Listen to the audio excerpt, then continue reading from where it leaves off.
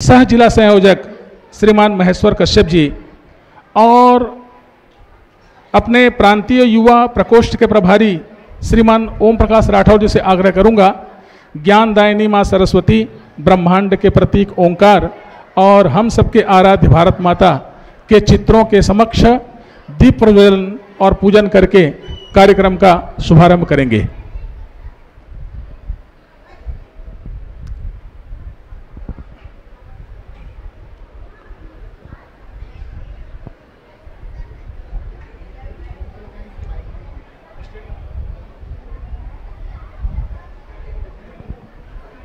हो गया, चलिए।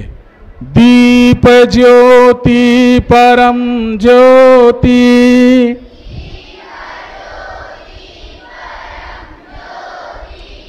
दीप ज्योति जनार्दन, दीपो हरतु मे पापम, दीप ज्योति नमोस्तुते, शुभं करोतु कल्याणं, आरोग्यं सुख संपदः, द्वेष बुद्धि विनाशाय, आत्मज्योति नमोस्तुते, आत्मज्योति प्रदीप्ताय, ब्रह्म ज्योति नमोस्तुते, ब्रह्म ज्योति प्रदीप्ताय, गुरुर्ज्योति नमोस्तुते।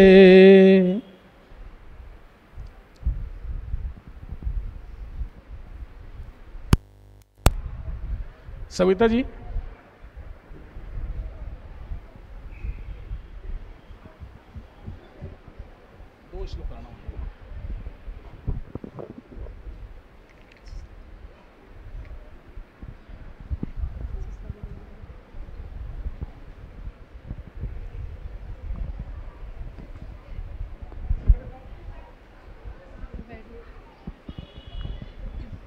मातृप्रणाम। 1 2 3। या कुंदेन्दु तुषारे हारे धवला,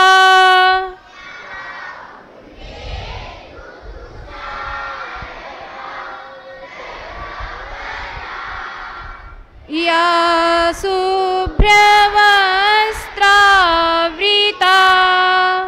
या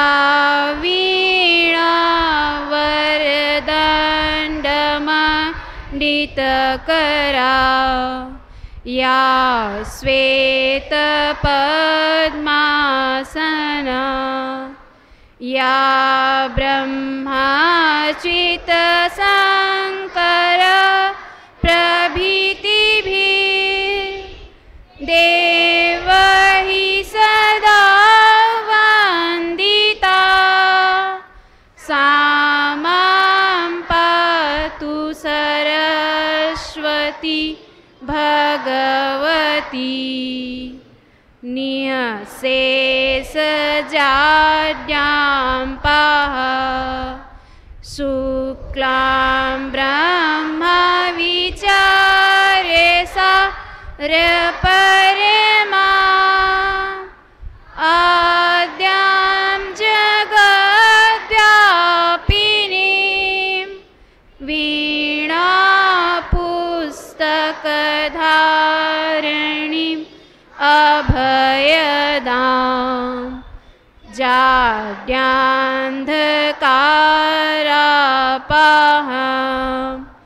हस्ते स्फाटिकमालिका विदधती, पद्मासने संस्थिता, वन्दे तां परमेश्वरीं भगवतीं, बुद्धिप्रदां सारेदां। मातृप्रणाम। 1 2 3।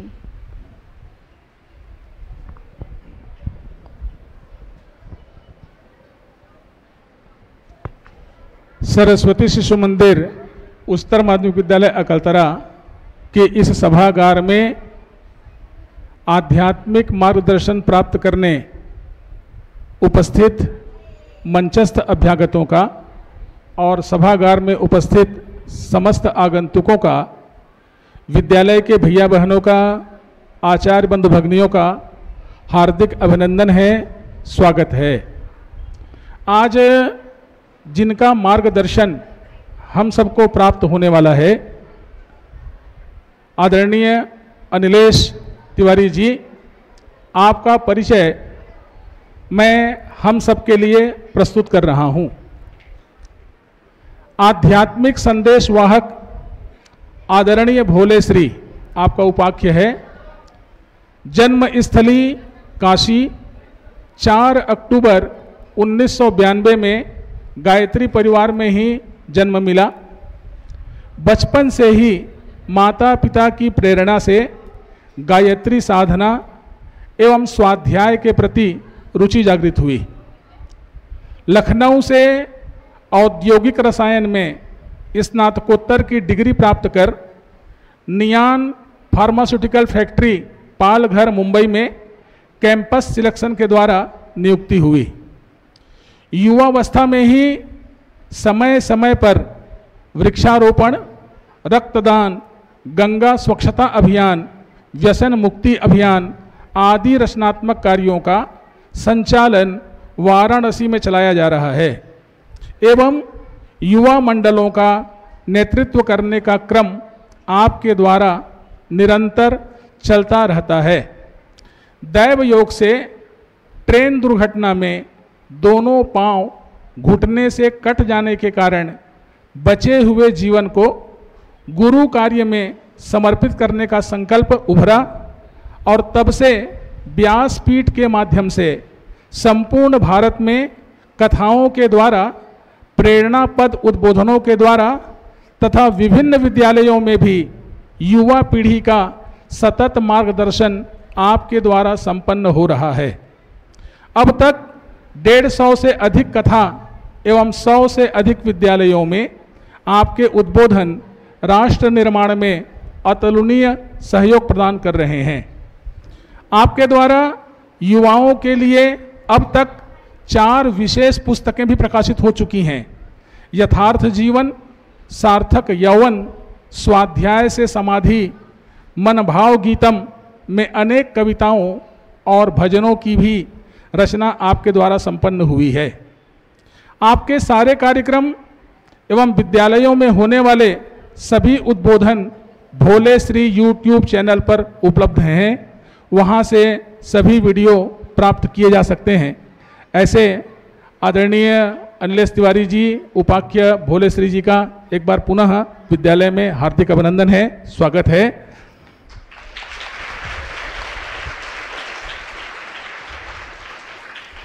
आपके साथ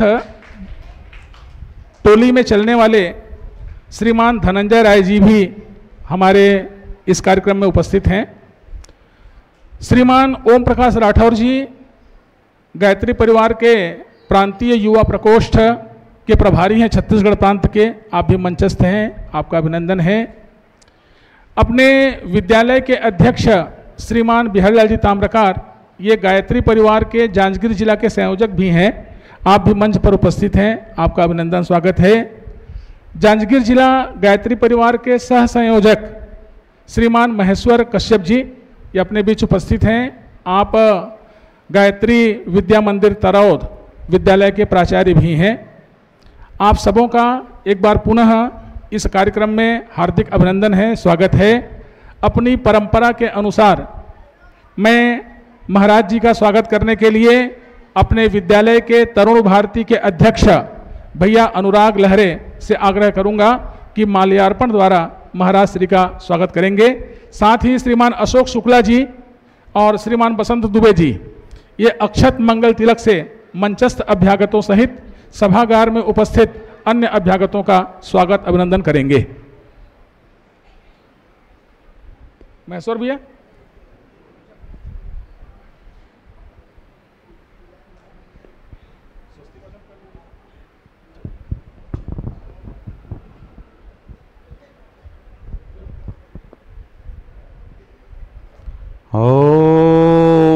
स्वस्ति न इंद्रो वृद्धश्रवाः स्वस्ति नः पूषा विश्ववेदाः स्वस्ति नस्तार्यो अरिष्टनेमि स्वस्ति नो बृहस्पतिर्दधातु।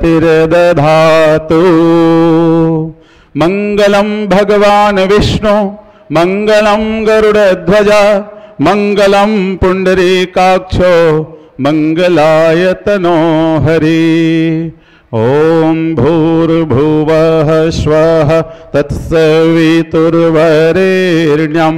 भर्गो देवस्य धीमहि धियो यो नः प्रचोदयात्।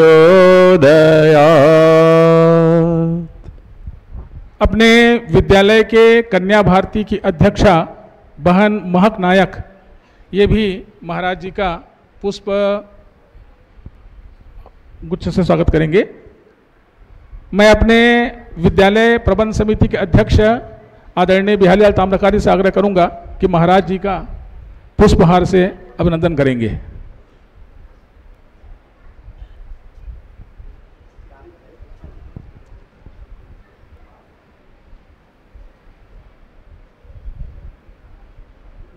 हाँ इधर महाराज जी का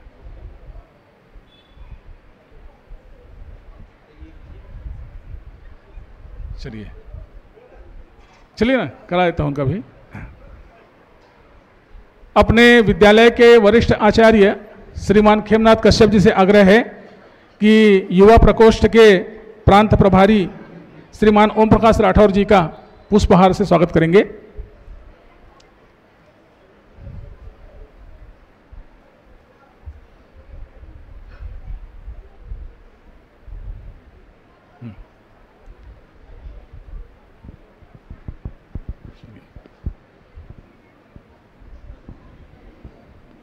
चलिए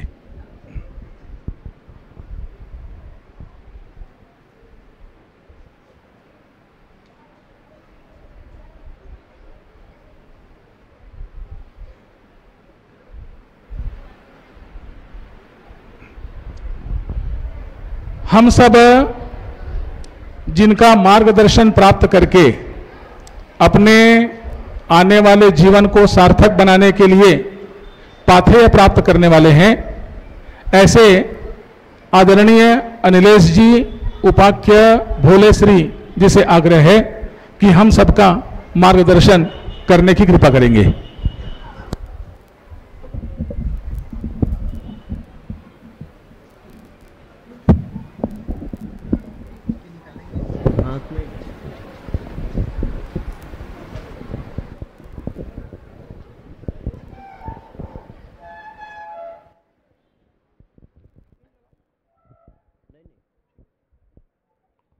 हरिओम। थोड़ी आवाज बढ़ जाएगी क्या? हरिओम। ओम हरिओम। थोड़ा सा बेस कम हो जाए या पतली हो जाए आवाज। ओम हरिओम हरिओम। ठीक, बहुत। साथियों दोनों हाथ ऐसे ऊपर उठा लीजिए और हमारे साथ एक बार जय घोष करेंगे। भारत माता की, भारतीय संस्कृति की। सभी हाथ नीचे कर लें, शांत चित्त होकर के बैठेंगे, कमर सीधी कर लें। झुक करके बच्चों कौन बैठता है पता है? जो बिल्कुल बूढ़े हो जाएं, कमज़ोर हो जाएं, बीमार हो जाएं, वो लोग झुक करके बैठते हैं। पर जो बहादुर हैं, जो युवा हैं, वो तन करके बैठते हैं। आप सब लोग भी तन करके बैठिए और ध्यान मुद्रा में बैठिए। अपने घुटनों पर ऐसे हाथ कर लीजिए और अपने घुटनों पर इस प्रकार से रख लीजिए।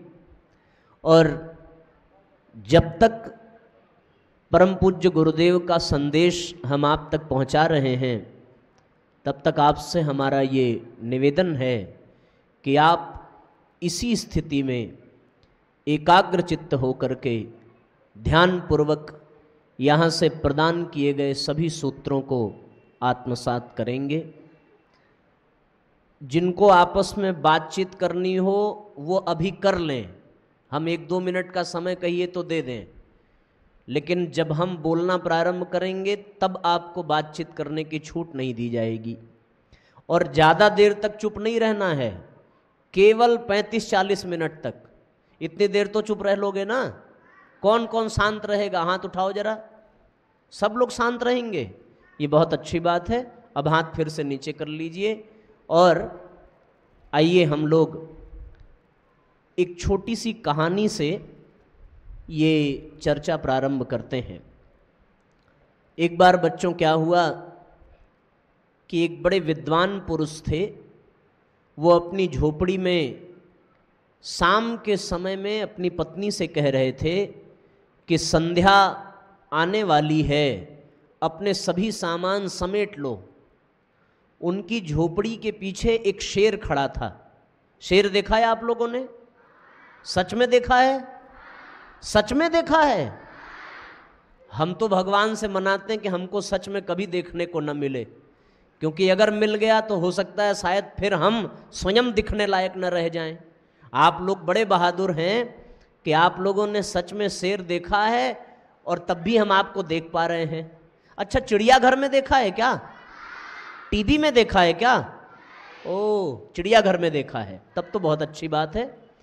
तो जो विद्वान पुरुष थे जिन्होंने अपनी पत्नी से कहा कि संध्या आने वाली है, सामान समेट लो, इस बात को किसने सुना? शेर ने सुना।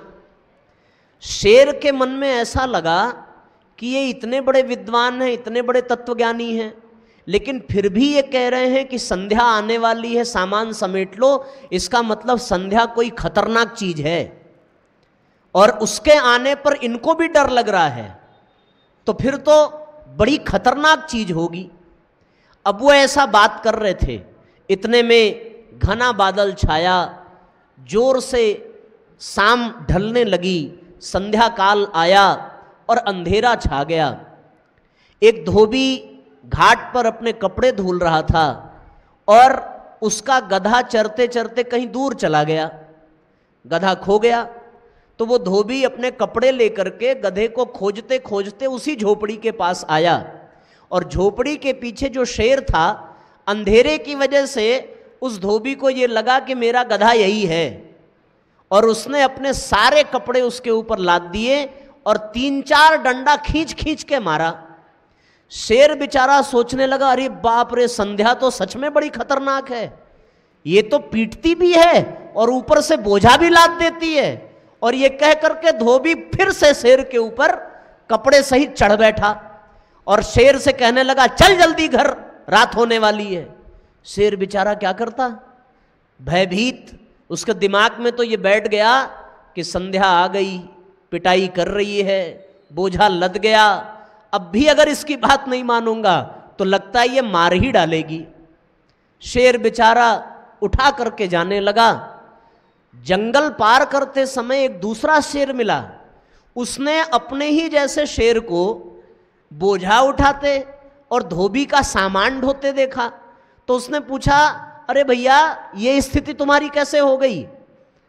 तो बेचारे शेर ने जवाब दिया, जल्दी जल्दी भाग जाओ, ये संध्या का प्रकोप है, ये पीटती भी है और बोझा भी लाद देती है, हम तो फंस गए भैया, तुम मत फंस जाना।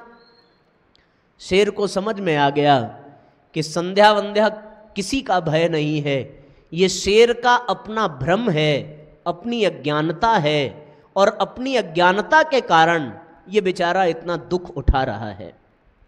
साथियों, इस कहानी का मर्म ये है कि जीवन में अगर ज्ञान का अभाव हो, जीवन में अगर अज्ञान का अभाव हो, तो हमारा जीवन भी धोबी के बोझ की तरीके से बोझिल हो जाता है। हमारे जीवन में भी दुख का कोई कारण न हो, फिर भी हमारा जीवन दुख से, कष्ट से ग्रसित हो जाता है। ये केवल और केवल अज्ञानता के कारण ऐसा होता है। इसलिए साथियों, जीवन में सबसे बड़ी उपलब्धि है ज्ञान की प्राप्ति। जिसे ज्ञान का प्रकाश मिल जाता है, उसके जीवन के सारे दुख, सारे दर्द समाप्त हो जाते हैं। अगर हम सब ज्ञान के इस मंदिर में आकर के भी वास्तविक ज्ञान से अपरिचित रहे तो निस्संदेह हमारा जीवन बेकार हो जाएगा। और वो ज्ञान का प्रकाश अगर किसी शक्ति से प्राप्त होता है साथियों, तो उस शक्ति को माँ सरस्वती कहते हैं, उस शक्ति को ही माँ गायत्री कहते हैं। और उनसे ज्ञान की प्राप्ति के लिए जिस मंत्र को माध्यम बनाया जाता है उस मंत्र को गायत्री मंत्र कहते हैं। वो ज्ञान जो हमारे जीवन को आनंद से भर देता है, वो ज्ञान जो हमारे जीवन के अंधकार को मिटा देता है, वो ज्ञान जो हमारा मार्गदर्शन करता है, वो सब कुछ हमें गायत्री मंत्र की साधना से प्राप्त होता है। इसलिए सब बच्चे कमर सीधी कर लें, अपने नेत्र बंद कर लें और हमारे साथ एक स्वर में गायत्री महामंत्र का उच्चारण करेंगे। ओम भूर्भुवः स्वः तत्सवितुर्वरेण्यं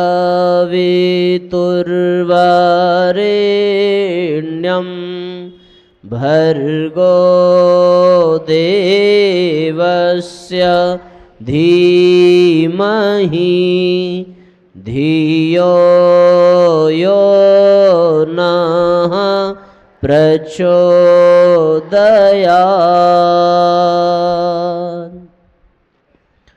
ॐ योगपूर्णं तपोनिष्ठं वेदमूर्तिं यशस्विनं गौरवर्णं गुरुश्रेष्ठं भगवत्या सुशोभितं कारुण्यामृतं सागरं शिष्यभक्तादिसेवितं श्रीरामं सद्गुरुं ध्यायेत् तमाचार्य वरं प्रभुम्। ओम सद्गुरुचरण कमलेभ्यो नमः। परम पूज्य गुरुदेव एवं परम वंदनीय माता जी के दिव्य संरक्षण में सरस्वती शिशु मंदिर के इस पवित्र प्रांगण में हमारे साथ मंच पर छत्तीसगढ़ प्रांत के प्रांतीय युवा समन्वयक आदरणीय ओम प्रकाश राठौर जी भाई साहब, जांजगीर जिला के जिला संयोजक आदरणीय बाबूजी, इस ज्ञान मंदिर के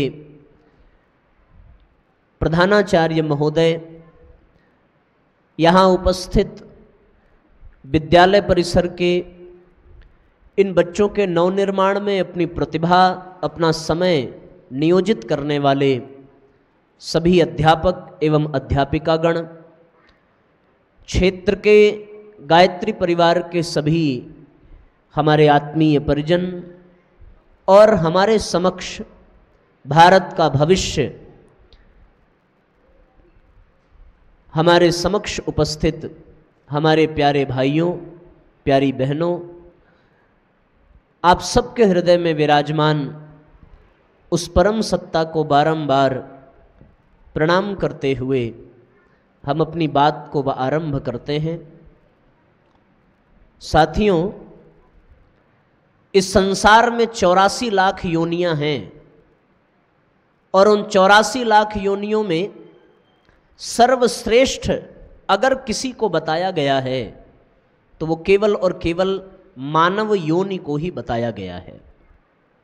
मनुष्य शरीर अन्य सब जानवरों के, जीव जंतुओं के, प्राणियों के शरीर से सर्वश्रेष्ठ बताया गया है। इस शरीर की बहुत कीमत है। भगवान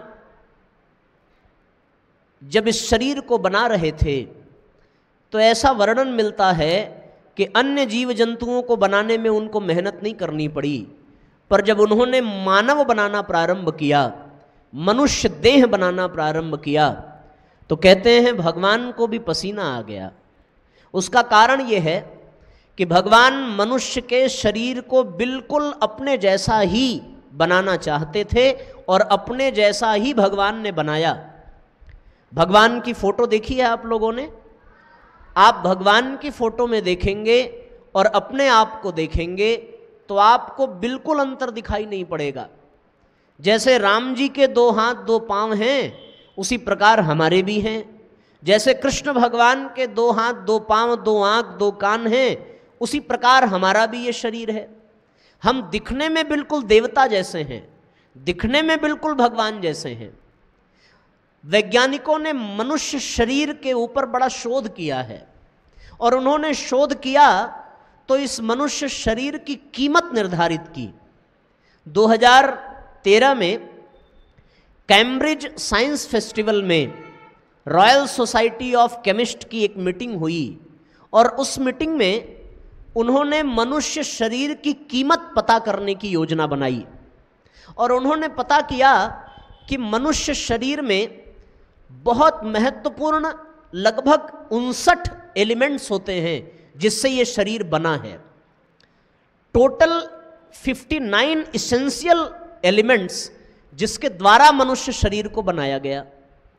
उन सभी तत्वों में लगभग 90% केमिकल्स होता है, 61% लगभग ऑक्सीजन होता है और लगभग 71% हमारे शरीर में पानी होता है। इन सब तत्वों की कीमत उन्होंने निकालना प्रारंभ किया तो साथियों 1000 रुपए का लगभग ऑक्सीजन हमारे शरीर में विद्यमान है जिससे कि हम जीवित हैं। पानी की कोई कीमत नहीं है, सो पानी का कोई मूल्य नहीं। उन्होंने देखा तो नाइट्रोजन लगभग 300 रुपए की है, मैग्नीशियम लगभग 10,000 रुपए का है। इसमें जो सबसे अधिक महंगी चीज है वो है साथियों हमारे भीतर विद्यमान कार्बन। कार्बन की कीमत लगभग 5 लाख रुपए है और उससे भी महंगी जो चीज है वो हमारे सेल में विद्यमान है जिसको सेलेनियम कहते हैं। उसकी कीमत लगभग वैज्ञानिकों ने 10 लाख रुपए निकाली। उसके बाद इसमें मैग्नीशियम है, कैल्शियम है, फास्फोरस है, नाइट्रोजन है, ये सारे जितने भी हैं इन सबको मिला करके उन्होंने मनुष्य शरीर का मूल्य निकाला। सेलेनियम के होने की वजह से वो सेलेनियम अगर घट जाए तो लीवर डैमेज कर देता है, वो बढ़ जाए तो ब्लड प्रेशर, आर्थराइटिस का रोग हो जाता है। आजकल हमारे शरीर में पिछले कुछ दशकों से एक और तत्व पाया जा रहा है जिसको कैडमियम कहते हैं। ये केवल यूरिया और फर्टिलाइजर की वजह से हमारे शरीर में विद्यमान है। कुछ कीमत उसकी भी लगाई और पूरे शरीर के जितने भी हड्डी है, जितने भी नस नाड़ियां हैं, हमारी जो लंग्स है शरीर में वो इतनी बड़ी है जितना टेनिस कोर्ट होता है। हमारी जो ब्लड वेसल्स है वो इतनी बड़ी है कि उससे पूरी धरती को 2.5 बार लपेटा जा सकता है। हमारे जो डीएनए के सेल्स हैं वो डीएनए के सेल्स को अगर एक के ऊपर एक सजा करके रखा जाए तो वो इतने ज़्यादा हैं कि धरती से प्लूटो तक की दूरी हम लोग तय कर सकते हैं। इतनी सारी चीज़ें इस शरीर में भरी हुई हैं और इन सब का मूल्य वैज्ञानिकों ने निकाला तो वो इस निष्कर्ष पे पहुंचे कि हमारे शरीर की कीमत लगभग 1,30,00,000 रुपए है। कितनी है? 1,30,00,000 रुपए। दिल्ली में आप चले जाइए 2 BHK फ्लैट का दाम है ये। जितने में 2 BHK फ्लैट मिलेगा उतने में ये मानव शरीर खरीदा जा सकता है। पर साथियों केवल इतनी ही बात इस मानव शरीर में नहीं है। अगर इतने से बात बन जाती तो न जाने कितने मनुष्यों को लोग खरीद करके शरीर में अपना काम कर लेते। पर इस शरीर में एक बहुत महत्वपूर्ण चीज है जो इस शरीर के मूल्य को और अधिक बढ़ा देती है। अगर वो चीज इस शरीर में ना हो तो साथियों इस शरीर की कोई कीमत नहीं है। कितना भी महंगा हो ये शरीर, पर अगर उसमें से चेतना निकल जाए, उसमें से प्राण निकल जाए, उसमें से भगवान की शक्ति निकल जाए तो ये शरीर कितना भी सुंदर रहे, हम अपने हाथ से इसको जला करके आते हैं। जिस शरीर को हम चूमते हैं, गले लगाते हैं, प्यार करते हैं, अगर उसमें से प्राण निकल जाए तो फिर उस शरीर को, मरे हुए शरीर को अपने बिस्तर पर कोई एक रात भी बर्दाश्त कर नहीं सकता। वो उससे डरने लगेगा और अगले ही दिन अपने हाथ से या तो गाड़ के आएगा या तो जला करके आएगा। इसका अर्थ यह हुआ कि जिस कीमती शरीर का मूल्य वैज्ञानिकों ने निकाला, उससे भी अधिक मूल्य की बात यह है कि इस शरीर में जो चेतना है, जो प्राण है, वो अत्यधिक मूल्यवान है। उसके न रहने पर उस शरीर की कोई स्थिति नहीं है, कोई कीमत नहीं है। और साथियों, वैज्ञानिक जितने भी हैं वो केवल और केवल शरीर के विकास, शरीर के विस्तार, शरीर को सुख सुविधा प्रदान करने की व्यवस्था बना सकते हैं, पर अंदर की जो चेतना है, अंदर का जो प्राण है, अंदर की जो आत्मा है, उसको श्रेष्ठ बनाने की विधा वैज्ञानिकों के पास नहीं है। न इसके लिए केमिस्ट्री का कोई फॉर्मूला समझ में आएगा, न इसके लिए इंग्लिश का कोई ग्रामर समझ में आएगा, न इसके लिए मैथमेटिक्स का कोई सूत्र काम आएगा, न इसके लिए साइंस का कोई प्रिंसिपल काम आएगा। चेतना को श्रेष्ठ बनाने की विद्या अगर कहीं है तो वो केवल और केवल भारतीय संस्कृति में है, केवल और केवल भारतीय अध्यात्म में है। ये हम सबका दुर्भाग्य है कि एक प्राचीन समय में हम लोगों की शिक्षा दीक्षा गुरुकुलों में हुआ करती थी, और गुरुकुलों में साथियों विज्ञान की शिक्षा के साथ साथ अध्यात्म की विद्या भी प्रदान की जाती थी। इसलिए पहले के जितने भी व्यक्ति थे वो महामानव, महापुरुष बनकर के निकलते थे। पर आज की शिक्षा पद्धति ऐसी हो गई है कि यहाँ वैज्ञानिक तारतम्य तो बिठा दिया जाता है, पर आध्यात्मिक विद्या प्रदान करना संभव नहीं हो पाता। ये तो आप सबका सौभाग्य है कि आप सरस्वती शिशु मंदिर के प्रांगण में अपनी शिक्षा प्राप्त कर रहे हैं। मुझे बड़ा संतोष होता है जब हम इस विद्यालय में आते हैं, विभिन्न स्थानों पर कार्यक्रम में जाने का अवसर मिलता है, तो यहाँ फिर भी अन्य कॉन्वेंट स्कूलों की अपेक्षा बहुत अधिक मात्रा में भारतीय संस्कृति का ज्ञान प्रसाद यहाँ के विद्यार्थियों को प्रदान किया जाता है। यहां केवल और केवल पढ़ी पढ़ाई बात नहीं सिखाई जाती, यहां अपने आचरण से शिक्षकों के द्वारा, उनकी वेशभूषा के द्वारा, उनके व्यवहार के द्वारा विद्यार्थियों को वो दिव्य ज्ञान प्रदान किया जाता है जिसे वास्तव में आध्यात्मिक विद्या कहा जा सके। तो साथियों, अध्यात्म के जीवन में जीवन जीने की कला के उस तत्व को हमें सीखने और समझने की आवश्यकता है। कौन कौन ध्यान से सुन रहा है? हाथ ऊपर उठाओ जरा, हाथ नीचे करिए। जो लोग ध्यान से नहीं सुन रहे हैं वो हाथ उठाइए अपना। हाँ, इतने में केवल एक बच्चा ध्यान से नहीं सुन रहा है। अच्छी बात है बेटा, अब से ध्यान से सुनना, ठीक है ना? हाँ, बहुत अच्छी बात है। और कोई ऐसा है जो ध्यान से नहीं सुन रहा है? तो मैं निवेदन ये कर रहा था बच्चों कि हमारे समाज में दो चीजें हैं जो हमें आगे बढ़ाने का काम करती हैं। पहला कौन सा है? विज्ञान, जिसको हम शिक्षा कह सकते हैं। दूसरा कौन सा है? विद्या, जिसको हम अध्यात्म कह सकते हैं। अध्यात्म और विज्ञान ये बहुत बड़ी बात हो जाएगी, आप तो इसको शिक्षा और विद्या के रूप में ही समझिए। शिक्षा वो है जो हमको जीना सिखाती है, कैसे उठना है, कैसे बैठना है, कैसे बोलना है, कैसे चलना है, कैसे मिलना है, ये शिक्षा सिखाती है। समाज में कैसे रहना है ये शिक्षा सिखाती है। पर विद्या हमें समाज को ऊंचा उठाना सिखाती है। शिक्षा के द्वारा हम समाज में रहना सीख लेते हैं, संसार में रहना सीख लेते हैं, पर विद्या के द्वारा हम संसार से मुक्त होना सीख लेते हैं। सा विद्या या विमुक्तये, विद्या वो है जो हमें बंधन से मुक्त कर दे, जो हमें जटिलताओं से मुक्त कर दे, जो हमें समस्याओं से मुक्त कर दे। ये विद्या उस शेर के पास रही होती तो वो कभी धोबी का गुलाम नहीं बन पाता, लेकिन वो उसके पास नहीं थी, इसलिए उसको धोबी का बोझा ढोना पड़ा। अगर यही विद्या हमारे पास आ जाए तो हम सत्य कहते हैं कि हमें किसी भी प्रकार की समस्या, किसी भी प्रकार का बंधन हमारे जीवन में नहीं होगा। हम आपको एक सत्य घटना बताएं। 2-4 व्यक्ति रात के अंधेरे में नाव पर बैठे और नाव पर बैठ करके उन्होंने पूरी रात नाव चलाई और इस उम्मीद से कि सुबह होते होते वो बहुत दूर चले जाएंगे।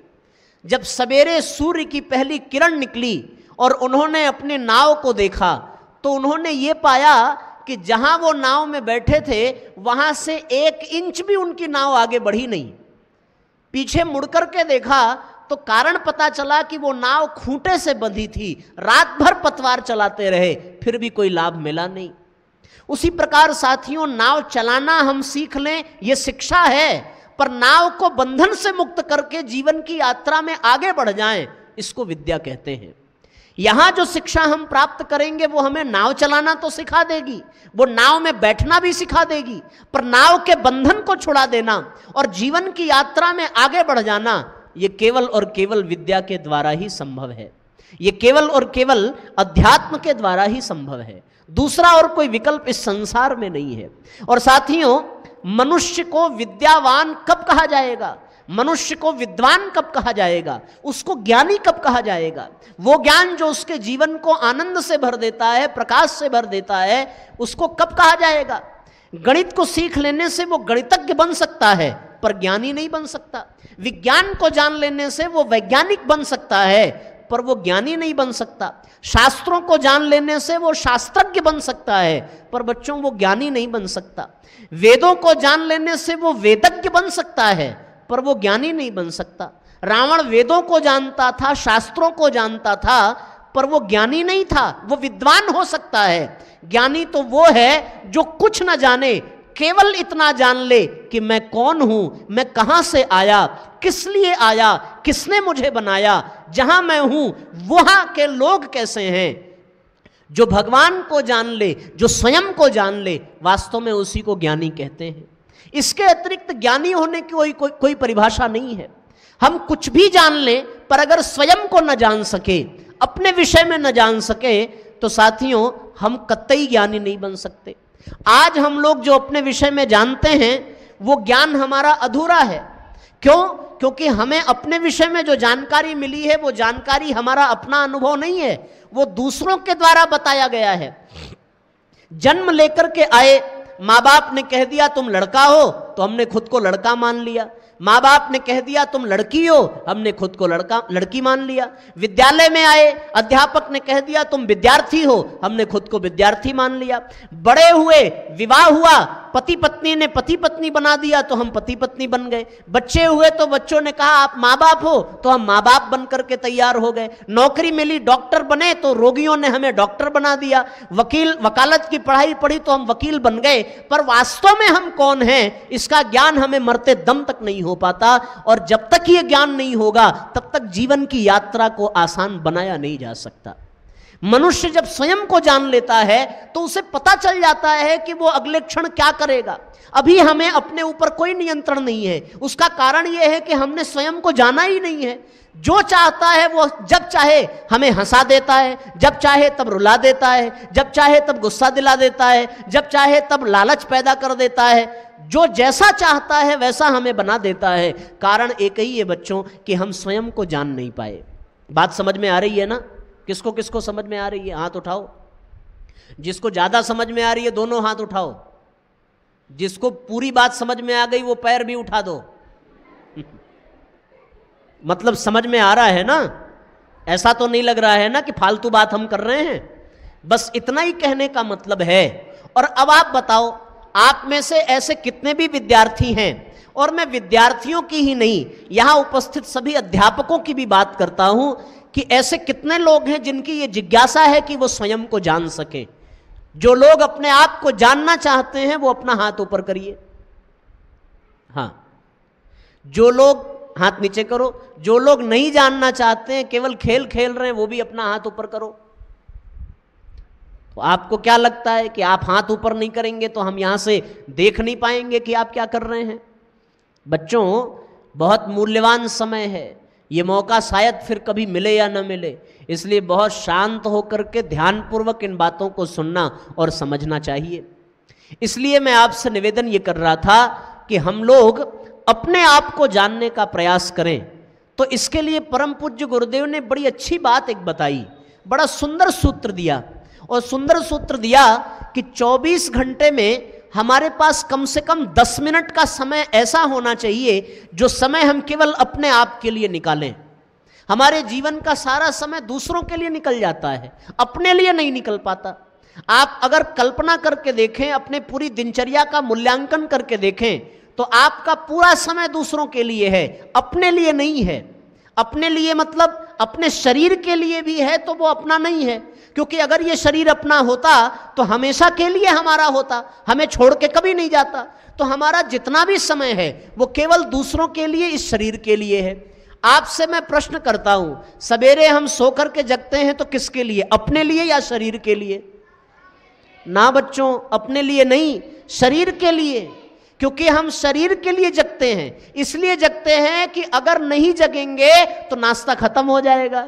इसलिए कुछ लोग जग जाते हैं कि समय से नहीं जगेंगे तो पानी खत्म हो जाएगा, नहा नहीं पाएंगे। तो किसके लिए जगे? शरीर के लिए। ब्रश किया तो किसके लिए? शरीर के लिए। बाथरूम गए तो किसके लिए? शरीर के लिए। भोजन किया तो किसके लिए? शरीर के लिए। कपड़े पहने तो किसके लिए? शरीर के लिए। विद्यालय में अध्यापक आते हैं या कहीं भी नौकरी करने जाते हैं, किसके लिए? शरीर के लिए। समाज का व्यवहार निभाया, शरीर के लिए। परिवार बसाया, शरीर के लिए। घर का काम किया, शरीर के लिए। घर बनाया, शरीर के लिए। ऐसा कुछ भी नहीं है जो हमने अपनी उस चेतना के लिए किया जिसकी वजह से ये शरीर है, जिसकी वजह से इस शरीर में प्राण है, उसके लिए हमने कुछ किया नहीं। तो पूज्य गुरुदेव कहते हैं कि अपने आप को जानने के लिए, अपनी चेतना को समझने के लिए हमें एक काम करना चाहिए, और पूरे 24 घंटे में केवल 15 मिनट, 10 से 15 मिनट का समय हमें अपनी चेतना के लिए निकालना चाहिए, अपने आप के लिए निकालना चाहिए। आप जीवन में जो करते हैं वो सब करिए, खेलिए, कूदिए, खाइए, पीजिए, घूमिए, टहलिए, गेम खेलिए, मोबाइल से बात करिए, मूवीज देखिए, सब करिए, पर 15 मिनट का समय अपने लिए जरूर निकालिए। जो 15 मिनट का समय अपने लिए न निकाल सके उसको साथियों जीना ही नहीं चाहिए, फिर उसको जीने का कोई हक नहीं है। बताओ 15 मिनट समय मिल जाएगा कि नहीं मिल जाएगा? किसको किसको 15 मिनट का समय मिल जाएगा? सबको मिल जाएगा ना? पक्की बात? हाथ नीचे करो। आपको उस 15 मिनट के समय में कहीं बाहर नहीं जाना है।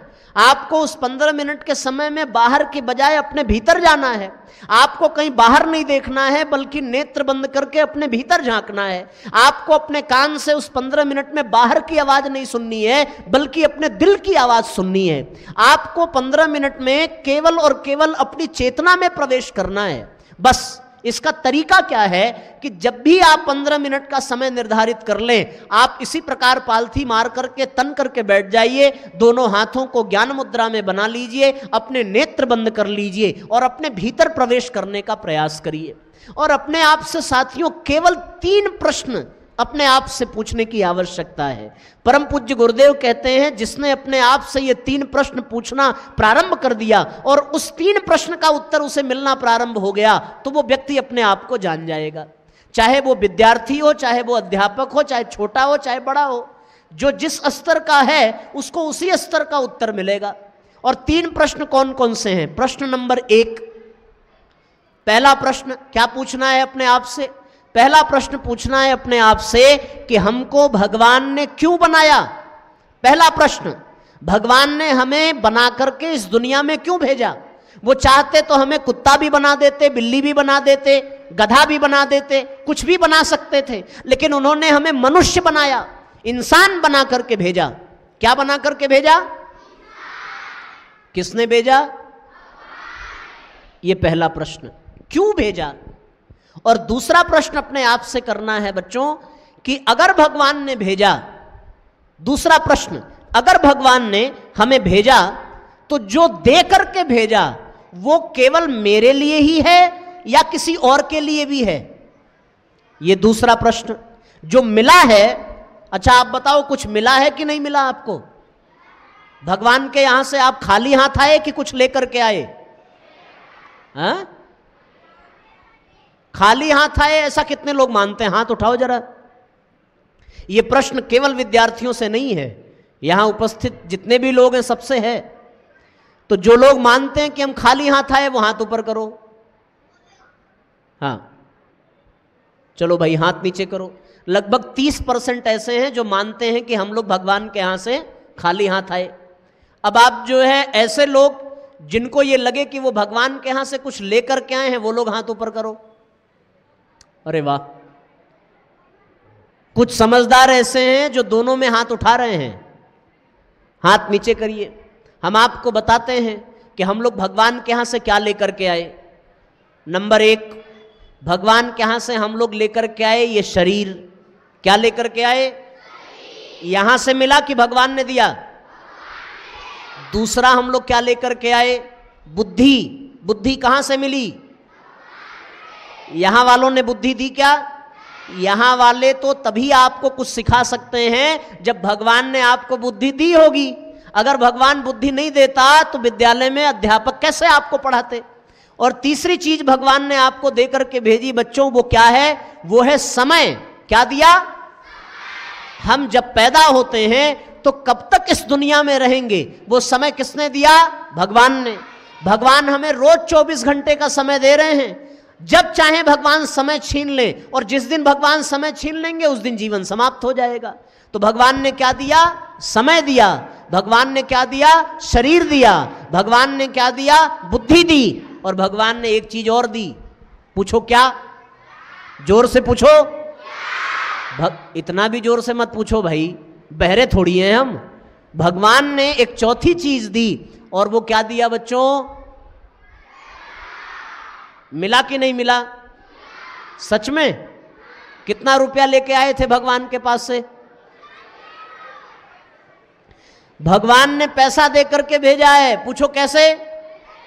आपको भूख बाद में लगी, खाना आपके लिए पहले से मिला कि नहीं मिला? आपको प्यास बाद में लगी, पानी भगवान ने पहले दिया। आपको रहने के लिए घर था क्या? लेकिन भगवान ने आपको घर दिया, आपको मकान दिया, आपको कपड़े दिए, आपको माँ बाप दिया, सब भगवान ने दिया। तो भगवान ने एक तो ये दुनिया में हमको भेजा, क्यों भेजा? ये पहला प्रश्न। और जो दिया है वो किसके लिए दिया? ये दूसरा प्रश्न। और तीसरा प्रश्न अपने आप से, और अंतिम प्रश्न ये पूछना है कि जो भगवान ने हमें दिया है उसका हम सदुपयोग कर रहे हैं कि नहीं कर रहे हैं? बस ये 3 प्रश्न। पहला प्रश्न क्या है? भगवान ने हमें क्यों भेजा? दूसरा प्रश्न क्या है? भगवान ने जो दिया वो किसके लिए दिया? और तीसरा प्रश्न क्या है बच्चों? कि भगवान ने जो दिया है हम उसका सदुपयोग कर रहे हैं या उसका दुरुपयोग? अगर इन 3 प्रश्नों का उत्तर मिल जाए तो साथियों हम लोगों की बात बन जाएगी। और इन 3 प्रश्नों का उत्तर देकर के हम अपनी वाणी को विराम करेंगे।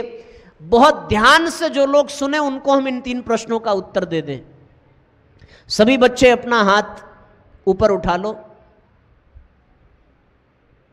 जो आगे वाले हैं ना, जो छोटे बच्चे ज्यादा हैं, जो ज्यादा बातचीत कर रहे हैं, वे पीछे वाले नहीं, पीछे वाले तो बहुत शांति से सुन रहे हैं। आगे वाले केवल हाथ ऐसे उठाओ, एक हाथ मुट्ठी बंद करो और एक उंगली ऐसे ऊपर उठाओ, एक उंगली। अब अपने दूसरे हाथ से अपनी कलाई पकड़ो, ये ऐसे पकड़ो, ऐसे, हाँ पकड़ लिया। अब उसको खींच करके अपने ओठ पे रखो, रखो जल्दी। और जब तक ना कहें तब तक हटना नहीं चाहिए। बहुत ध्यान से इन 3 प्रश्न का उत्तर सुन लेना, उसके बाद फिर ये उंगली हटाना और बातचीत करना। तो सब लोग कमर सीधी कर लो। एक बात का ध्यान रहे, बिल्कुल हिलना डुलना नहीं है, ना अगल देखना ना बगल देखना। और जो लोग अगल बगल देख रहे हो उनको तुरंत निकाल के बाहर कर देना, ठीक है ना?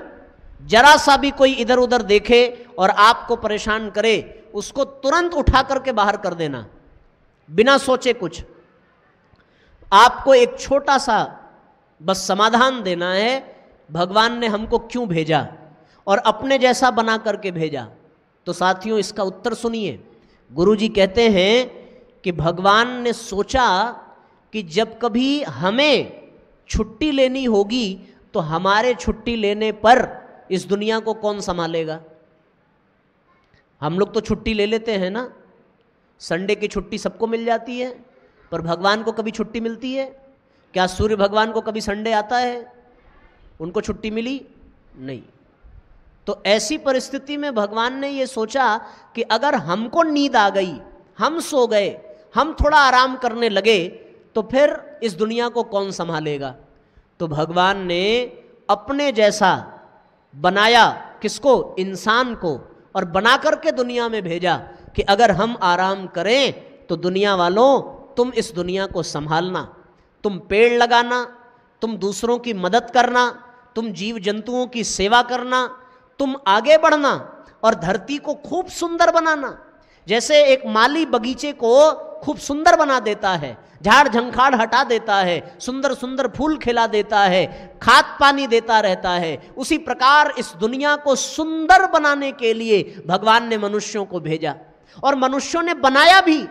पहले रास्ते कितने उबड़ खाबड़ थे, अब सड़कें कितनी अच्छी हो गई। जैसे चंद्रमा पर गड्ढे हैं, उसी प्रकार धरती में भी बहुत सारे खाई और खड्डे थे। कहीं पहाड़ था, कहीं खाई थी, पर सबको पाट करके मनुष्यों ने कितने सुंदर सुंदर भवन बनाए, सुंदर सुंदर मोटर गाड़ियां बनाई, सुंदर सुंदर महल बनाए, अस्पताल बनाए, पार्क बनाया, तालाब बनाए। मनुष्यों ने बनाना प्रारंभ किया तो भगवान भी बड़े प्रसन्न हुए कि वाह वाह, दुनिया बड़ी सुंदर बनती जा रही है। और भगवान आराम करने चले गए। तो भगवान ने हमको भेजा क्यों? सुंदर बनाने के लिए। तो दुनिया, हमारी दुनिया कहाँ है? आप अपनी दुनिया के बारे में सोचो। अभी हम छोटे हैं तो जो छोटा होता है उसकी दुनिया भी छोटी होती है। आपकी दुनिया आपका घर है। भगवान ने आपको आपके घर में भेजा है उस घर को सुंदर बनाने के लिए, उस घर को सजाने के लिए, उस घर में रहने वाले लोगों का ध्यान रखने के लिए, उस घर में रहने वाले लोगों के साथ प्रेम पूर्वक व्यवहार करने के लिए। इसलिए भगवान ने आपको भेजा।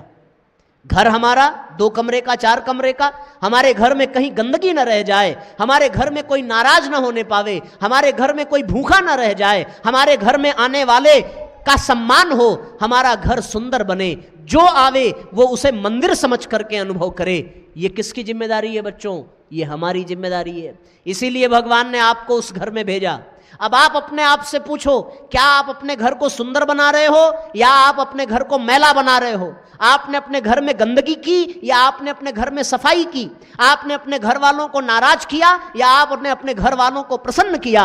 ये आप अपने आप से पूछिए। भगवान ने आपको सुंदर बनाने के लिए भेजा था। भगवान ने आपको सबका ध्यान रखने के लिए भेजा था। जिस माँ बाप को भगवान ने आपके पास भेजा, क्या आपके माँ बाप आपसे खुश हैं? क्या आप अपने माँ बाप के साथ ईमानदार हैं? क्या आप अपने माँ बाप की आज्ञा मानते हैं? अगर हाँ, तो फिर भगवान ने आपको भेजा है तो भगवान आपसे प्रसन्न है। और अगर आपने भगवान की ये बात न मानी तो फिर कोई फायदा नहीं, फिर वो नाराज होगा। दूसरा, भगवान ने हमें दिया क्या? जो दिया वो समय, वो बुद्धि, वो शरीर, ये किसके लिए दिया? हमारे लिए दिया। हमें इसकी क्या आवश्यकता? ये शरीर हमारे लिए नहीं मिला है, ये पैसा, ये समय हमारे लिए नहीं मिला है। जीवन यापन करने के लिए ही केवल हमें चाहिए। बाकी ये जो कुछ भी मिला वो किसके लिए मिला? केवल और केवल दूसरों के लिए मिला है। आप सोचो, माँ बाप का अपना शरीर, माँ बाप का अपना पैसा, जितने भी हैं वो अगर वो केवल अपने लिए खर्च करें तो क्या हमारा देखभाल हो पाएगा? नहीं हो पाएगा ना। इस संसार में जो कुछ भी है, उसे जो भी मिला है वो केवल दूसरों के लिए मिला है बच्चों। पेड़ अपना फल कभी नहीं खाता, नदियां अपना जल कभी नहीं पीती, जानवर अपना दूध कभी अपने नहीं पीता, सूर्य अपना प्रकाश दुनिया को बांटता है, चंद्रमा अपनी शीतलता दुनिया को बांटता है, फूल खिलते हैं तो हमारे लिए, केवल और केवल हमारे लिए। इस संसार में माँ बाप जो कुछ भी करते हैं हमारे लिए, अध्यापक जो कुछ भी करते हैं हमारे लिए। तो हमें जो मिला है वो केवल हमारे लिए नहीं, वो सारी दुनिया के लिए होना चाहिए। जैसे दुनिया से हमें मिल रहा है वैसे हमें भी दुनिया को देना चाहिए। हम जितना है उतना ही देना प्रारंभ करें। भगवान ने शरीर दिया तो माँ बाप की सेवा में लगाइए। भगवान ने बुद्धि दी तो अपनी विद्या को बढ़ाने में लगाइए। भगवान ने पैसा दिया तो फालतू खर्च करने के लिए नहीं, दीन दुखियों की सेवा करने के लिए दिया। ये दूसरे प्रश्न का उत्तर है। और साथियों, तीसरे प्रश्न का उत्तर, तीसरा प्रश्न, जो मिला है हमने उसका सदुपयोग किया या दुरुपयोग किया? बस इतनी सी बात अगर आप समझ लेते हैं तो बात बन जाएगी। सदुपयोग का मतलब क्या है? सदुपयोग का मतलब कि इससे दूसरे को लाभ मिले, और दुरुपयोग का मतलब कि इससे दूसरे को नुकसान पहुंचे। बस इतनी सी बात। आने वाले समय में आप बड़े होंगे तो बहुत सारी बुराइयां समाज में हैं जो हमारे भीतर आ जाएंगी। लोग कहते हैं कि साहब हमारी मर्जी, हमारा पैसा, हम चाहे जो करें, आपको उससे क्या। लेकिन आज साथियों, दिल्ली में 12 लाख बच्चे ऐसे हैं जो फेफड़े के रोग से मर रहे हैं, पर वो उन बच्चों ने सिगरेट नहीं पी है। सिगरेट पिया किसी और ने, धुआं निकाला किसी और ने, और मर रहे हैं वो मासूम बच्चे। किसकी वजह से? उन लोगों की वजह से जो कहते हैं पैसा हमारा, शरीर हमारा, हम चाहे सिगरेट पिए चाहे शराब पिए, आपसे क्या मतलब। लेकिन आपको जो भगवान ने दिया है उसका सदुपयोग करिए, दुरुपयोग मत करिए। भगवान ने ये शरीर दिया तो ये शरीर नशा करने के लिए नहीं दिया। भगवान ने पैसा दिया तो पैसा उड़ाने के लिए नहीं दिया। भगवान ने पैसे का सदुपयोग करने के लिए दिया है। इसलिए साथियों, दूसरों की सेवा, दूसरों के साथ ईमानदारी। मैं आपको एक सत्य घटना बताऊं, कुछ दिनों पहले की घटना है और ये बहुत प्रामाणिक घटना है। एक महिला एक दुकान पर गई सामान खरीदने, उसने 70 रुपए का सामान खरीदा, 100 रुपए का नोट पकड़ाया तो दुकान वाले को कितना वापस करना चाहिए था? दुकान वाले ने बच्चों किया 40 रुपया वापस। महिला लेकर के घर चली गई, घर पे देखा 10 रुपया ज्यादा है तो 7 किलोमीटर दूर उसका घर और 7 किलोमीटर से वो वापस आई देने तो देखा दुकान बंद थी। तो उसके बाद वो महिला अगले दिन फिर सवेरे उनके घर आई, सेठ जी आपका 10 रुपया हमारे पास ज्यादा आ गया है। सेठ जी ने कहा कौन सी बड़ी बात थी, हमें तो पता भी नहीं था, आप इसको रख लेती या फिर आप कल ही दे देती। तो उस महिला ने कहा मैं तो कल ही देने आई थी पर आपकी दुकान बंद हो गई थी। सेठ जी ने पूछा कितना दूर रहती हैं? उसने कहा 7 किलोमीटर। बोले 7 किलोमीटर से दूर आप चल करके मात्र 10 रुपया देने और कल दुकान बंद थी तो आज मेरे घर आ गई, ये करने की क्या जरूरत थी? कौन सी बड़ी रकम थी? मैंने तो हिसाब भी इसका नहीं रखा था। तो उस महिला ने कहा सेठ जी आपने हिसाब नहीं रखा, आपकी नजरों से तो मैं बच जाऊंगी पर जब भगवान मुझसे हिसाब मांगेगा तो मैं भगवान की नजर से नहीं बच सकती, भगवान की नजर से नहीं बच सकती। और जब भगवान के नजर से नहीं बच सकती साथियों, तो सेठ जी को यह बात लग गई। सेठ जी ने सोचा कि 10 रुपए के लिए इस महिला ने 7 किलोमीटर से 2 बार आकर के इतना बड़ा पुरुषार्थ किया। सेठ जी ने अपने जेब से 300 रुपया निकाला और तुरंत बाजार गए और बाजार जाकर के उन्होंने एक दुकानदार को 300 रुपया लौटाया। दुकानदार ने कहा सेठ जी ये कैसा पैसा? बोले कल आपके यहां से सामान मैं लेकर के गया था और मैंने इतनी इसमें चोरी कर ली थी, मैंने 300 रुपया अधिक सामान ले लिया था, इसलिए मैं आपको उसका पैसा दे रहा हूं। आप साथियों विश्वास नहीं करेंगे, उस दुकानदार ने सेठ जी से कहा इसकी क्या ज़रूरत थी, मुझे तो पता भी नहीं था। सेठ जी ने कहा आपको नहीं पता था पर जिस दिन भगवान हिसाब मांगेगा उस दिन मैं कहाँ जाऊँगा। उस दुकानदार की बुद्धि खुली, उसको तुरंत याद आया कि उसके एक दोस्त ने उसे 3 लाख रुपया उधार दिया था और 3 लाख रुपया जिस दिन दिया उसके अगले दिन उसकी मृत्यु हो गई, उसका परिवार सड़क पे आ गया। उस दुकानदार ने सोचा अब तो ये मर गया, ये बात किसी को पता नहीं है, उसने 3 लाख रुपए का गबन कर लिया। पर आज उसको ये एहसास हुआ कि उसने बहुत बड़ा अपराध किया। उसके बच्चे, उसकी पत्नी घर में बर्तन मांज करके अपना जीवन यापन कर रहे हैं। वो भागता भागता 3 लाख रुपया लेकर के उसके घर पहुंचा, उस महिला के पांव पड़ करके रोने लगा, बहन जी मुझे क्षमा कर देना, भगवान मुझसे हिसाब मांगेगा तो मैं कोई जवाब नहीं दे सकता, ये आपके पति ने मरने से पहले हमें दिया था, मैं आपको लौटा रहा हूं। साथियों आपको जान करके प्रसन्नता होगी, ये महिला कोई और नहीं थी, ये महिला वही थी जो 10 रुपया देने के लिए बार बार सेठ जी के यहां गई और वापस करके आई। आज उसके कर्मों का परिणाम ये निकला, आज उसके कर्मों का परिणाम ये निकला कि उसे उस 30 रुपए के बदले में 3 लाख रुपया प्राप्त हुआ। इसलिए बच्चों व्यक्ति जैसा करता है उसे वैसा मिलता है। तो हम अपने पैसे का सदुपयोग कर रहे हैं या दुरुपयोग कर रहे हैं, हम दूसरों को दे रहे हैं या दूसरों से वापस ले रहे हैं, ये हमें तय करना पड़ेगा। इसके लिए करना क्या है मैं आपको जल्दी से बता देता हूं कि आप जब भी समय मिले, और ये समय साथियों सवेरे मिले तो बहुत अच्छा, और अगर ना मिले तो गुरुदेव ने कहा कि आप सवेरे सो करके जब जगिए, कितने लोग सो करके जगते हैं हाथ उठाओ, सब लोग जगते हो सवेरे, नीचे करो फिर से यहां रख लो। तो जब आप सवेरे सो करके जगना तो जैसे ही नींद खुले वैसे ही तन करके बैठ जाना अपने बिस्तर पर और नेत्र बंद करना, और नेत्र बंद करके बच्चों आपको 5 बार गायत्री मंत्र बोलना है। क्या बोलना है? कितनी बार? जोर से बोलो, कितनी बार? 5 बार गायत्री मंत्र बोलना है। और 5 बार गायत्री मंत्र बोल करके अपने आप से ये 3 प्रश्न पूछना। कितनी बार गायत्री मंत्र बोलेंगे?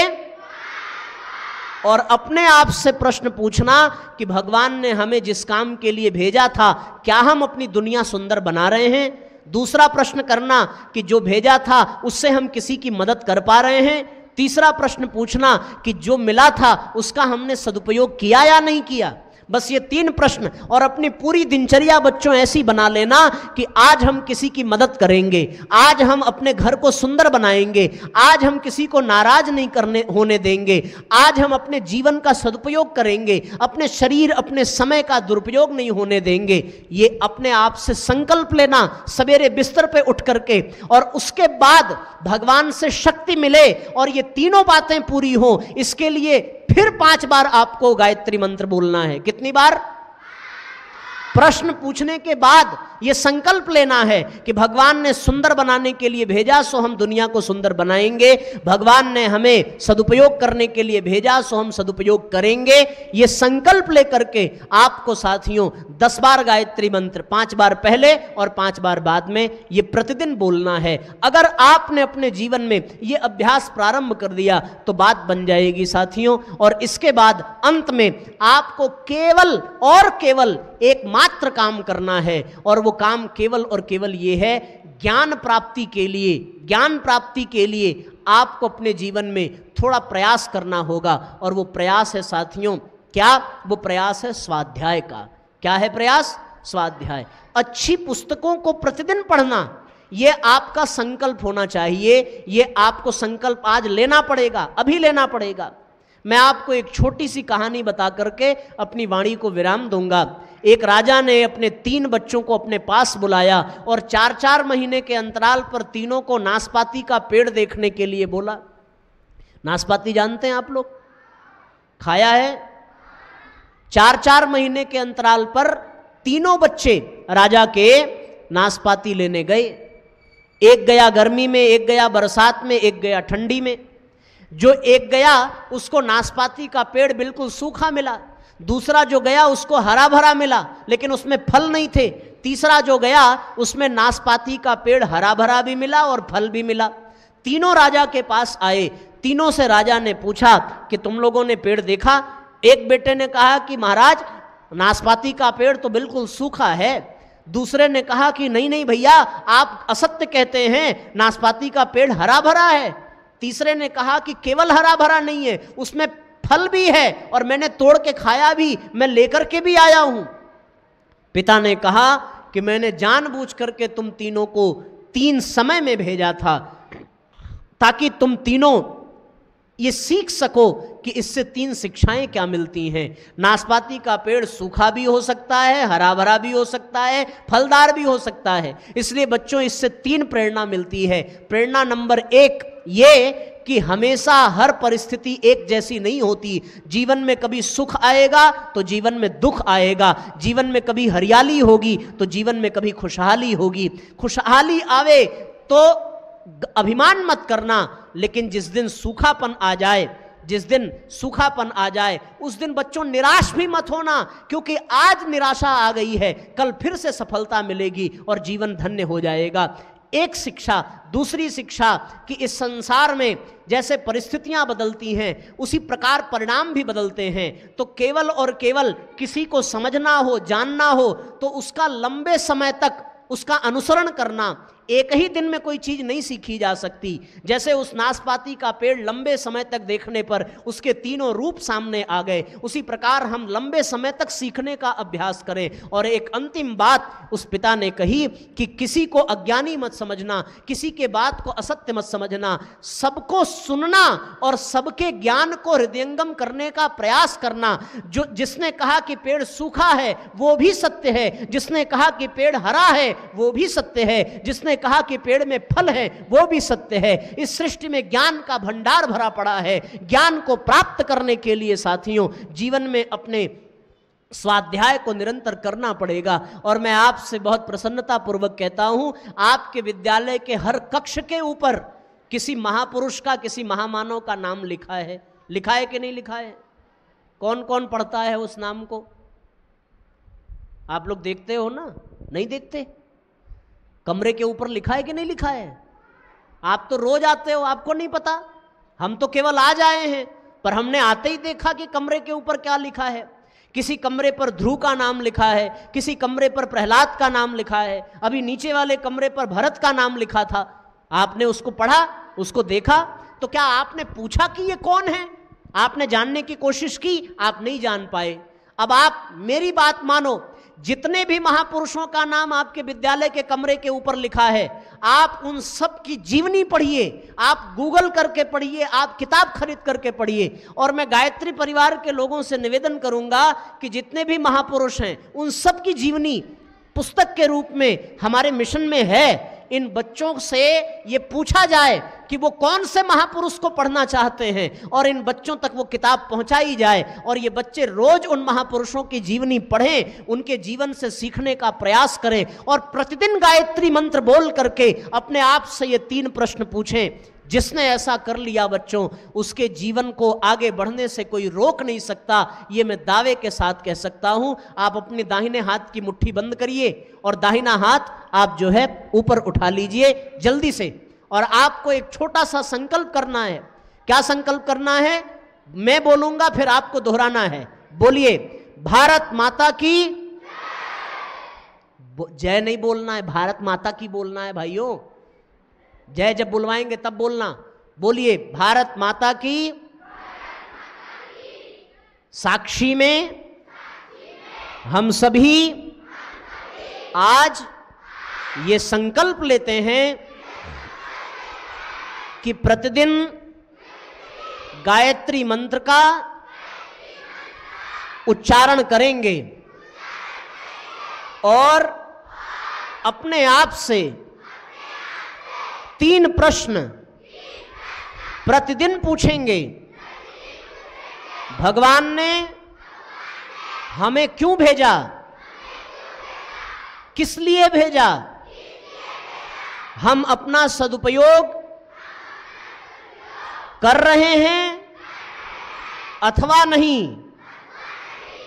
उसके बाद हम प्रतिदिन महापुरुषों की जीवनी का स्वाध्याय अवश्य करेंगे।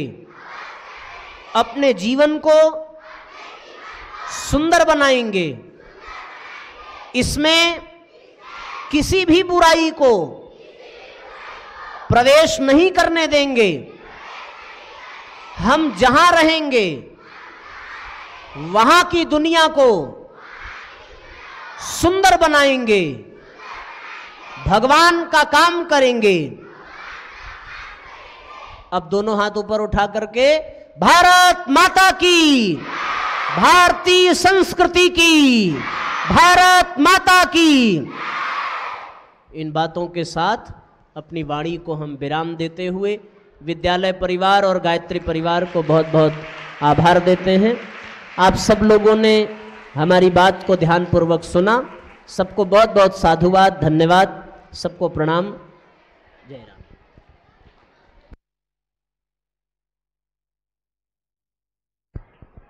बहुत ही मर्म स्पर्शी प्रेरक मार्गदर्शन आदरणीय भोले श्री जी के द्वारा हम सब प्राप्त किए हैं।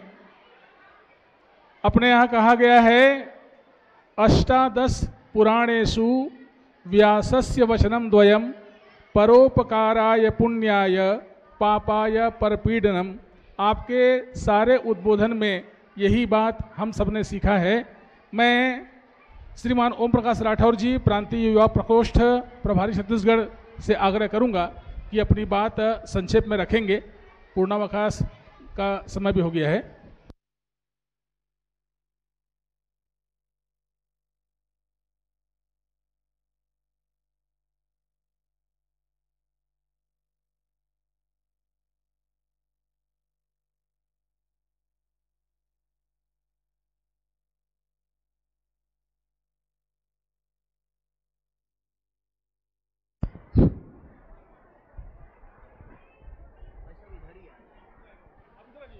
यहाँ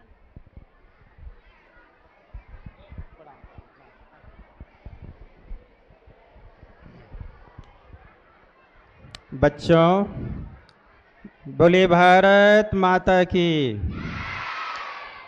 अच्छा ये बताइए बच्चों, ये भारत माता को आप लोगों ने देखा है? अपने आचार्य से कभी पूछा है भारत माता है कहाँ? नहीं पूछा ना? अपने आचार्यों से पूछिएगा कि हम भारत माता की रोज़ जय बुलाते हैं, मगर ये भारत माता है कहाँ? कभी इनका दर्शन भी कराइए, पूछिएगा। दूसरी बात, सरस्वती माता की जय बुलाते हैं ना? क्यों बुलाते हैं? क्यों बुलाते हैं बच्चों? सरस्वती माता क्या देती है? ज्ञान देती है। अच्छा, और ज्ञान मिलने से क्या होता है? ज्ञान प्राप्ति करने से क्या होता है? अभी हमारे आचार्य जी बता रहे थे ना। आपके स्कूल का नाम क्या है?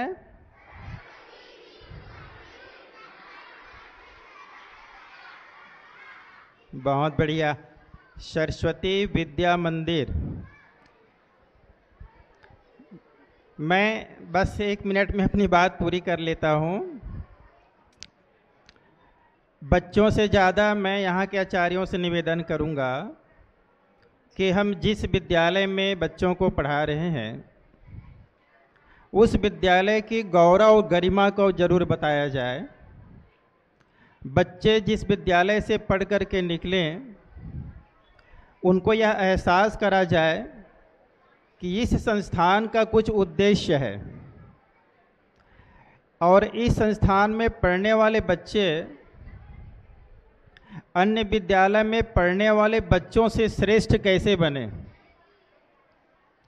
जिस प्रकार से नवोदय विद्यालय में बच्चे पढ़कर निकलते हैं उन बच्चों के प्रति हमारी एक अलग सद्भावना रहती है। हमें लगता है कि नवोदय विद्यालय से पढ़कर निकला है बच्चा तो ये होशियार होगा, अनुशासनशील होगा और इस बच्चे में एक अलग क्षमता होगी। ठीक इसी प्रकार से जिस राष्ट्रीय सोच को लेकर के विद्यालय गठित किया गया, जिस विद्यालय के लिए इतनी ज़्यादा मेहनत की गई, तो हमारा विद्यालय भी उसके उद्देश्य को पूर्ति उनके बच्चों के द्वारा हो। जितने भी आचार्यगण हैं मैं उनसे आग्रह करूंगा कि यहाँ पढ़ाने वाले जितने भी हैं वो एक नौकरी नहीं कर रहे हैं बल्कि एक ऐसा मानव गढ़ रहे हैं, एक ऐसी पीढ़ी को तैयार कर रहे हैं जो अपना निर्माण करते हुए समाज निर्माण में अपनी योगदान देंगे। जब इस विद्यालय से निकला हुआ कोई बच्चा समाज निर्माण के क्षेत्र में आगे बढ़ेगा, खेल के क्षेत्र में आगे बढ़ेगा, कला के क्षेत्र में आगे बढ़ेगा या भौतिक क्षेत्र में आगे बढ़ेगा या आध्यात्मिक क्षेत्र में आगे बढ़ेगा, तो उस समय विद्यालय का सीना भी गर्व से ऊंचा उठेगा। इसलिए मैं आज के संदर्भ में इतनी निवेदन करूंगा कि बच्चों में वो नैतिकता जरूर सिखाई जाए, बच्चों में वो मानवता जरूर सिखाई जाए जिससे कि वो अलग प्रतिभा बनकर यहाँ से निकलें, तो कोई भी देखे तो कहे कि क्या बात है। जब भी हम अपने बच्चों को भर्ती करेंगे तो शिशु मंदिर में करेंगे जहाँ इतनी सारी अच्छाइयाँ बताई जाती हैं। ये प्रेरणा का स्रोत बन सके यह सरस्वती शिशु मंदिर। इन्हीं भावनाओं के साथ मैं अपनी वाणी को विराम देता हूँ। आप सबको प्रणाम।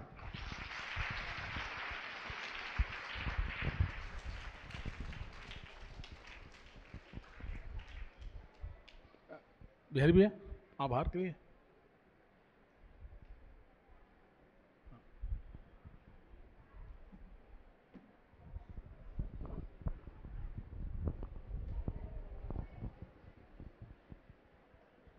श्रद्धेय अनिलेश तिवारी जी, ओम प्रकाश राठौर जी, ओम प्रकाश साहू भैया जी, अनिल सिंह जी, देवभूषण सिंह जी एवं यहाँ पे पधारे समस्त नगर के वरिष्ठजन एवं गायत्री परिषद के परिजन, आचार्य आचार्याएँ, सभी भैया बहनी, हमारे निवेदन पे अनिलेश भैया ने हमको जो 1 घंटे का समय दिया था, वो विषम परिस्थिति में है। अब आप उनकी परिस्थिति को जब परिचय में आपने सुना ही होगा कि वो किस परिस्थिति में है। अब इस चीज़ में 3-3 घंटा वो अभी अपने गुरुदेव का संदेश हमको देते हैं। मैं बहुत बहुत आभार व्यक्त करता हूँ उनके प्रति कि उन्होंने हमारे शिशु मंदिर को अपना इतना अमूल्य समय दिया इन विषम परिस्थितियों में भी। और जो बातें बताई हैं उन बातों को हम अगर अंश मात्र भी अगर ग्रहण कर लें तो हमारा जीवन धन्य बन जाएगा। इतनी सरल शब्दों में, इतनी अच्छे शब्दों में हम सबको जो बताया, हम बच्चों को ही नहीं, हम सब जितने भी यहाँ सुने हैं उन्होंने भी अपने आप को एक ऐसा महसूस कर रहे हैं कि हमने इतनी अच्छी बातें जो सुनी हैं हम भी अपने जीवन में उतारेंगे। ऐसी मैं हम सबसे प्रार्थना करता हूँ और मैं पुनः आप सभी का बहुत बहुत धन्यवाद आभार व्यक्त करता हूँ। साला परिवार की ओर से, हमारी समिति की ओर से आप सभी का स्वागत, वंदन, अभिनंदन करता हूँ। और मैं फिर से यह आश्वस्त करता हूँ आप सभी को कि जब कभी भी होगा हम भोले श्री हमारे अनिलेश भैया का समय पूरा 7 दिवसीय इसी हाल में लेंगे। जब समय होगा, जब ऐसी बात आएगी, मैं भैया से यह आश्वासन चाहता हूँ कि वे हमें समय अवश्य देंगे और इनकी जो बातें हैं वो बातों को हम अपने जीवन में उतार कर हम भी अपने जीवन को उस मार्ग को प्रशस्त करेंगे जिसके लिए ईश्वर ने हमको यहाँ जिसके लिए भेजा है। बहुत बहुत आभार, बहुत बहुत धन्यवाद। जय भारत, जय छत्तीसगढ़। चलिए, अपने विद्यालय की परंपरा अनुसार हम लोग शांति मंत्र से किसी भी कार्यक्रम का समापन करते हैं। सभी भैया बहन कमर सीधी करके और शांति मंत्र के लिए बैठेंगे। आधी पंक्ति मैं बोलता हूँ, उसके बाद सब दोहराएंगे, सब एक साथ बोलेंगे। सर्वे भवन्तु सुखिनः,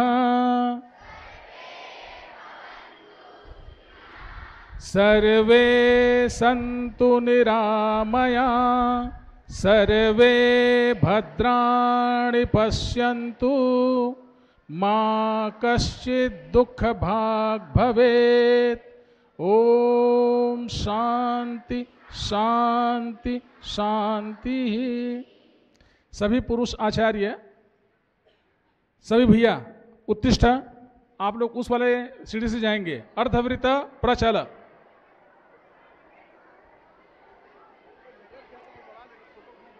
अपने जो भी नगर से आगंतुक हैं सबों से आग्रह है ऊपर मंच पर आ जाएं। महाराज